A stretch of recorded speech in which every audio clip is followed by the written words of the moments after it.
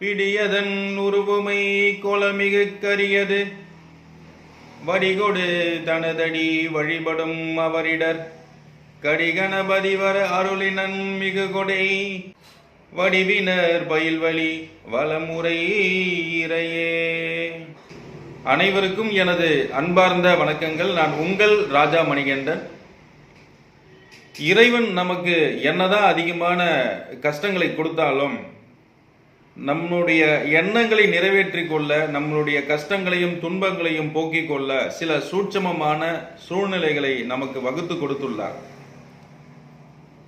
எந்தெந்த திதிகளில் எதையெல்லாம் செய்தால் நமக்கு நல்ல யோகம் கிட்டும், செல்வ கடாட்சம் கிட்டும், இது போன்ற சூட்சமங்களை இந்த பிரபஞ்சத்தினுள் வைத்துதான் நமக்கு அருள் பாலித்துக் கொண்டிருக்கிறார்.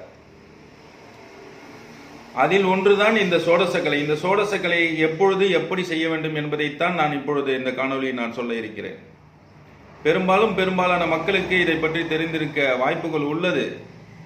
ஆனாலும் அவரவர்கள் இன்று ஓடிக்கொண்டிருக்கக்கூடிய சூழ்நிலையில் அடிக்கடி மறந்து போகக்கூடிய வாய்ப்புகள் ஏற்படுகிறது.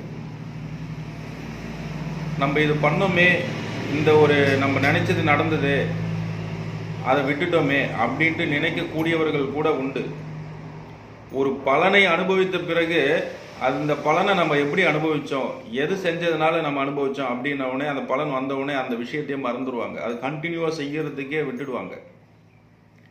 அவங்களுக்கெல்லாம் இந்த காணொலி ஒரு உதவிகரமாக இருக்கும். மொத்தமாகவே 16 திதிகள் உண்டு.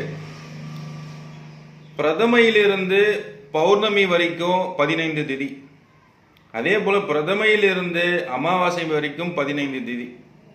இந்த ஒவ்வொரு திதிகளிலும் ஒவ்வொரு காரியம் செய்தால் ஒரு யோகம் உண்டு என்பது நிதர்சனமான உண்மை. என்றாலும் நாம் ஆழ்மனதில் எண்ணக்கூடிய எண்ணங்களை நிறைவேற்றி கொடுக்கக்கூடிய ஒரு யோகம் தான் இந்த சோடச கலை. சொல்ல போனா இந்த திதியை இந்த கலைன்ட்டு தான் சொல்லுவாங்க. 15 கலை, 16வதாக ஒரு கலை உண்டு, அதுதான் இந்த சோடச கலை. இந்த சோடச கலை என்பது எப்பொழுது வரும்? பௌர்ணமி திதியாக இருக்கட்டும், அமாவாசை திதியாக இருக்கட்டும், பௌர்ணமி திதி முடியும் தருவாயில் இந்த சோடச கலைக்கான நேரம் வெளிப்படும். உதாரணமா பௌர்ணமி திதி ஒரு காலை பொழுதுல 6 மணிக்கு முடிவடைதுன்னா அந்த திதி முடிவடைவதற்கு 1 மணி நேரம் முன்பாகவும், திதி முடிந்த பின்பு 1 மணி நேரத்தின் பின்பாகவும் எடுத்துக்கொள்ள வேண்டும். உதாரணமா பௌர்ணமி திதி 6 மணிக்கு முடியுதுன்னா 1 மணி நேரத்திற்கு முன்பாக, அதாவது 5 மணி நேரத்தை ஆரம்பமாக எடுத்துக்கொள்ள வேண்டும். 6 மணிக்கு பிரதமை திதி ஆரம்பிக்குது, அப்போ 1 மணி நேரம் பின்பாக 7 மணி வரை எடுத்துக்கொள்ளணும். 6 to 7, அப்போ 5 மணி முதல் 7 மணி வரை நாம் இந்த சோடசக்கலை ஏற்படுவதற்கான ஒரு காலகட்டமாக குறித்து கொள்ள வேண்டும். ஏன் இந்த 2 மணி நேரம்? 2 மணி நேரம் நம்மால் தியானம் செய்ய முடியுமா?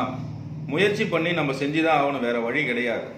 துல்லியமா அந்த 5 வினாடி மட்டும் சொல்லுங்க, நான் தியானம் செஞ்சுக்கிறேன் அப்படின்னா அந்த மாதிரி துல்லியமா வானியல்ல நடக்கக்கூடிய விஷயங்களை நம்மால அறிந்து கூற முடியாது. இந்த 2 மணி நேரம் நமக்கு கிடைத்ததே மிகப்பெரிய வரப்பிரசாதம், இறைவன் நமக்கு கொடுத்தது. அதை பயன்படுத்திக்கணும்.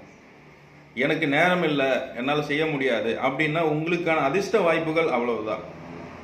2 மணி நேரம் அமர்ந்து தியானம் செய்து அந்த 5 வினாடி பலனை நீங்கள் பெற்றுவிட்டால் வாழ்வில் மிகப்பெரிய ஒரு உயரத்திற்கு, நல்ல ஸ்தானத்திற்கு சென்று விடுவீர்கள். ஏழ்மையான சூழ்நிலையில் இருந்தவர்கள் கூட இன்று உயர்ந்த ஸ்தானத்தில் ஒரு கோடீஸ்வர அந்தஸ்தில் இருக்கிறார்கள் என்றால் அதற்கு இதுவும் ஒரு காரணம். சில பேர் இந்த சோடசக்கலையை பற்றி தெரியாது, அந்த நேரத்தில் உழைத்து கொண்டே இருப்பாங்க. அப்போதான் உட்காந்து இயற்கையாக தியானம் செய்யலாம். இல்லை ஒரு இடத்துல அமர்ந்து எதையாவது யோசிச்சுட்டு இருப்பாங்க, மரத்துக்கடியில் அமர்ந்து யோசிப்பாங்க, எப்போதான் என் கஷ்டம் தீரும், நான் எப்போ வீடு கட்டுவேன். அந்த நேரத்தில் நினைத்து கொண்டு இருப்பார்கள். அந்த சோடசக்கலை வெளிப்படும், அவர்களுக்கு அது செயல்படக்கூடிய ஒரு சூழ்நிலை ஏற்படுத்தி கொடுக்கும். இது இயற்கை. ஆனால் நம்ம தேடி போய் செய்கிறோம். அப்போது என்ன பண்ணணும்? கரெக்டாக அந்த 2 மணி நேரம் தியானம் பண்ணி நம்மளுடைய ஒரே ஒரு கோரிக்கையை மட்டும்தான் வைக்கணும். வீடு கட்டணுமா, இல்லை கடன் அடையணுமா, கல்யாணம் பண்ணி வைக்கணுமா, ஏதாவது ஒரு மிகப்பெரிய ஒரு முடியாத ஒரு காரியத்தை நீங்கள் அதை நினச்சி நீங்கள் வேண்டுகோளாக வைக்கணும். அதை நிறைவேற்றி கொடுக்கக்கூடியது தான் இந்த சோடச கலை. இந்த சோடச கலைக்கான நேரத்தில் நாம் எங்கு தியானம் செய்ய வேண்டும், எப்படி தியானம் செய்ய வேண்டும் என்றால் அந்த நேரத்திற்கு அந்த சூழ்நிலைக்கு ஏற்றாற் போல் உங்களுக்கு தகுந்த இடத்தை நீங்கள் தீர்மானித்துக் கொள்ள வேண்டும். வீட்டில் இருந்தீர்களானால் வீட்டின் பூஜை அறையிலோ அல்லது காற்றோட்டமான ஒரு அறையிலோ ஒரு சின்ன பெட்ஷீட்டை போட்டு, இல்லைனா ஒரு தர்பை பாய் இருந்தால் மிகவும் சிறப்பு, தர்பை பாய் போட்டு அதில் உட்காந்து நீங்கள் நினைத்த காரியத்தை நினைத்து கொண்டு இறைவனை நினைத்து தியானம் செய்ய வேண்டும். அந்த 5 வினாடிகள் இந்த பிரபஞ்சம் மின்காந்த அலைகளை இந்த பூமிக்கு அனுப்பும் தருவாயில் நீங்கள் என்ன நினைத்து கொண்டிருக்கிறீர்களோ அதை நிச்சயம் நிறைவேறும். நம்ம ஹிந்து மதத்தில் திருமூர்த்தி அப்படின்ற பகவானை தான் இந்த சோடசகலைக்கு அதிபதியாக நாம் வணங்குறோம். இந்த திருமூர்த்தி அப்படி என்பவர்கள் மும்மூர்த்திகளுடைய அவதாரம் தான், ஒன்று சேர்ப்பு தான், ஒரு கலப்பு தான் இந்த திருமூர்த்தி. மூர்த்தி இருந்து வந்து விட்டாலே இந்த மும்மூர்த்திகள் தான் அதற்கு காரணகர்த்தா. இந்த திருமூர்த்தியை நாம் வணங்கி இந்த சோடசக்கலைக்கான தியான பயிற்சியை நாம் ஆரம்பிக்க வேண்டும். இது ஹிந்து மதம் மட்டுமல்ல, கிறிஸ்துவத்திலும் இதை கடைபிடிக்கிறார்கள். ட்ரினிட்டி அப்படின்ற அவங்களுடைய தேவதையை, அதாவது அந்த பகவானை அவங்க வணங்கி இந்த தியான பயிற்சியை மேற்கொள்ளலாம். கேப்ரில்லா, அதாவது யா கிராபில்லா அப்படின்ட்டு ஒரு மெழுகுவத்தி இருக்கும், அதை ஏற்றி வச்சு அவங்க இந்த தியான பயிற்சியை மேற்கொள்ளலாம். இந்து மதத்தில் விளக்கேற்றி இறைவனை மனப்பூர்வமாக நினைத்து உங்களது கோரிக்கையை முன்வைத்து தியான பயிற்சி மேற்கொண்டால் நிச்சயம் இந்த பிரபஞ்சம் அதை நிறைவேற்றி கொடுக்கும் என்பதில் எல்லளவும் சந்தேகம் கிடையாது. இந்த 2025 பங்குனி மாதம், அதாவது ஏப்ரல் மாதம் எக்ஸாக்டா 13ஆம் தேதி மார்னிங் காலையில் 5 மணிலேருந்து 7 மணிக்குள்ள சோடசகலை ஆரம்பமாகிறது. இந்த 2025 ஏப்ரல் மாதம் 13ஆம் தேதி காலையில் அதிகாலையில் 5 மணிலேருந்து 7 மணி வரைக்கும் சோடசகலை. ஏன்னா பௌர்ணமி 6 மணிக்கு முடிவடைகிறது. அப்போனா அதுக்கு முன்னாடி 1 மணி நேரம், பின்னாடி 1 மணி நேரம். இந்த 5 to 7 நீங்கள் இந்த முறையை பயன்படுத்தி நீங்கள் தியானம் செய்தீர்களானால் நிச்சயம் யோகம் கிட்டும். அதாவது நாளைக்கு காலையில் தான், இப்போ நான் பதிவு செய்கிறது ஏப்ரல் 12ஆம் தேதி. ஏப்ரல் 13ஆம் தேதி காலையில் இந்த ஒரு யோகமான ஒரு காலகட்டத்தை விட்டு விடாதீர்கள் அன்பர்களே.